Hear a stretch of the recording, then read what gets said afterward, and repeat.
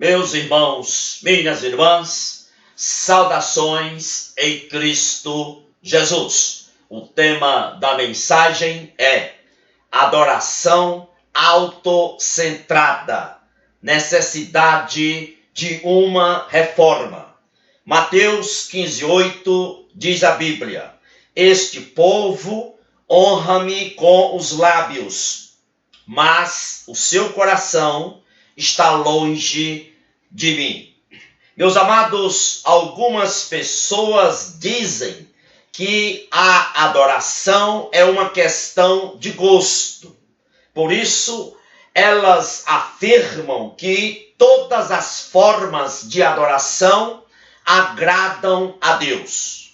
O mandamento de Êxodo, capítulo 20, verso 4, proíbe o uso de imagens de Deus na adoração, mas também implicitamente proíbe toda invenção humana na adoração. Portanto, adoração a Deus não é uma questão de gosto e nem toda forma de adoração agrada a Deus. No Antigo Testamento, Deus julgou o seu povo por causa de falsa adoração. Os filhos de Arão, Nadab e Abiú, foram fulminados e caíram mortos por causa de oferecer adoração não autorizada perante Deus, contrária ao mandamento do Senhor. O rei Jeroboão foi censurado, não porque adorou falsos deuses, mas porque adorou o verdadeiro Deus falsamente. Em Colossenses 2:3, o apóstolo Paulo diz o seguinte: escutem, tais coisas têm aparência de sabedoria, como culto a si mesmo, e de humildade e de rigor ascético, mas não são de valor algum, senão para a satisfação da carne. Paulo aqui está condenando as invenções e criatividades dos colossenses como adoração autoimposta, autocentrada, adoração a si mesmo. E Paulo é enfático, ele diz que essa adoração autocentrada, autoimposta, adoração a si próprio, não tem valor algum, só serve para a satisfação da carne. Em 1 Coríntios 11:20, Paulo advertiu os coríntios contra a falsa adoração que eles estavam administrando a ceia do Senhor. Paulo registra em 1 Coríntios 11:30 que Deus visitou os coríntios com julgamento por causa dos seus abusos de adoração relacionados ao sacramento da ceia do Senhor. Paulo diz: por causa disto, há entre vós muitos fracos e enfermos e muitos que dormem. Meus amados, escutem bem uma coisa: nossos instintos, nossas experiências não são guias para a adoração a Deus. Tanto a igreja antes da Reforma Protestante como a igreja da Reforma Protestante tinham a Bíblia como guia na adoração a Deus. As igrejas antes da Reforma e da Reforma enchiam a adoração com a palavra de Deus. Meus amados, a palavra de Deus deve ser central na adoração, deve ser central no nosso cantar. A adoração em muitas igrejas hoje está empobrecida, está em estado de coma pela ausência da palavra de Deus nos cânticos. Deus nos deu direção ao dar-nos na sua palavra, na Bíblia, um livro como modelo de como devemos cantar. Este livro é o livro de Salmos. Os Salmos não são apenas expressões emocionais, mas são também um comportamento real da mente, um comportamento racional. Portanto, emoções e mente, o emocional e o racional juntos são o modelo de adoração a nós apresentado nos Salmos. E a igreja hoje precisa restaurar essa união entre o emocional e o racional que foi perdido.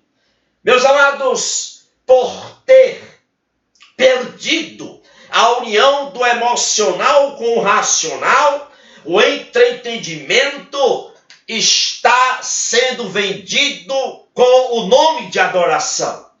É por isso que muitas pessoas dizem que a adoração deve ser animada e confortável ao incrédulo para que ele venha à igreja e se converta.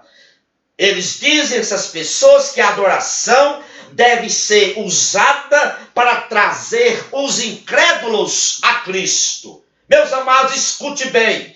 Os incrédulos devem ser evangelizados pela pregação expositiva da palavra de Deus. Embora o evangelismo possa ocorrer durante a adoração, à medida que o evangelho é proclamado através dos cânticos, mas o foco, o alvo, o propósito da adoração é que os salvos em Cristo se reúnam e magnifiquem e glorifiquem e exaltem a Deus. A adoração pode levar o incrédulo a ser convencido do seu estado pecaminoso. É verdade. A adoração, ela pode conduzir o incrédulo, levar o incrédulo à fé salvífica. Mas escute bem, o propósito, o alvo, o foco da adoração não é o evangelismo, nem é para entreter o incrédulo e nem é para deixar o incrédulo confortável. Não, a adoração é para Deus. Por ter perdido a união do emocional com o racional, a adoração passou a ser hoje autocentrada.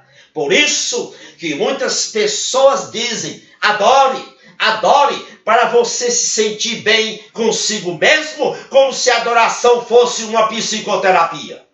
Meus amados, a centralidade da adoração deve estar exclusivamente em Deus, somente em Deus. A adoração bíblica é aquela que deleita a Deus. Nós nos achegamos a Deus através da adoração, não para sermos agradados, não para agradar a nós mesmos, não, mas chegamos a Deus, nos achegamos a Deus através do louvor e da adoração, para agradar a Deus, para que a nossa adoração seja agradável a Deus.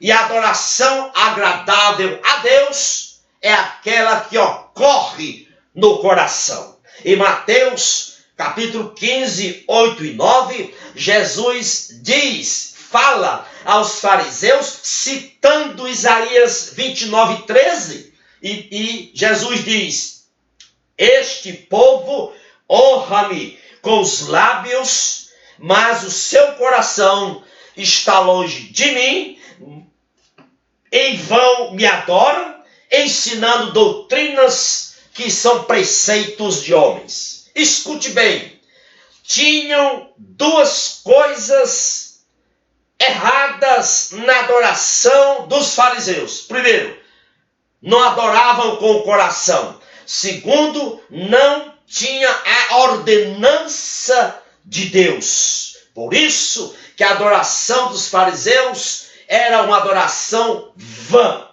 Meus amados e minhas amadas irmãs, toda a nossa adoração, escute bem, toda a nossa adoração deve ser uma antecipação do céu. Ou seja, deve ser um sabor do céu vindouro.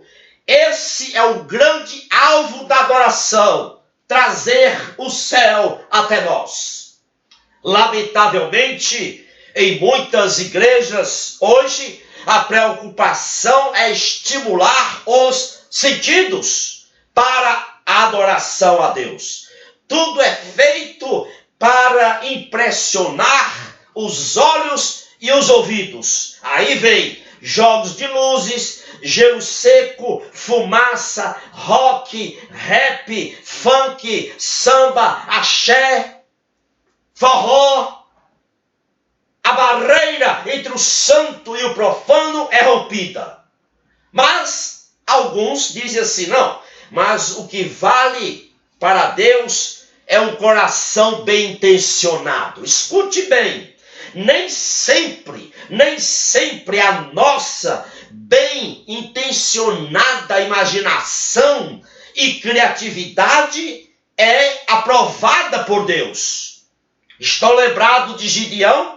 Após a vitória contra os midianitas, a Bíblia registra que Gideão fez um éfode com boas intenções, como memorial ao êxito de Israel na obra de Deus. No entanto, esse éfode feito por Gideão não foi autorizado, não foi prescrito por Deus.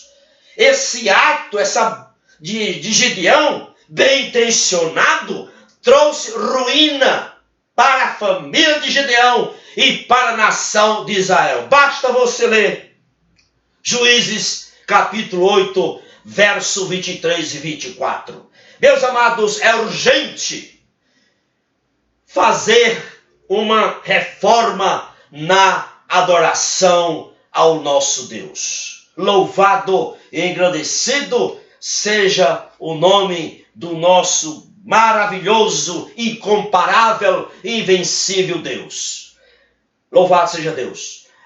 Eu quero que você compartilhe, eu desejo e quero que você compartilhe esta mensagem com outros irmãos e irmãs que você conhece. Vou colocá-la também no meu blog, que se chama Voltemos às Raízes, e vou colocar também no YouTube. Se você não se inscreveu ainda no YouTube, clique aí embaixo, o endereço está logo aí, clique aí e inscreva-se.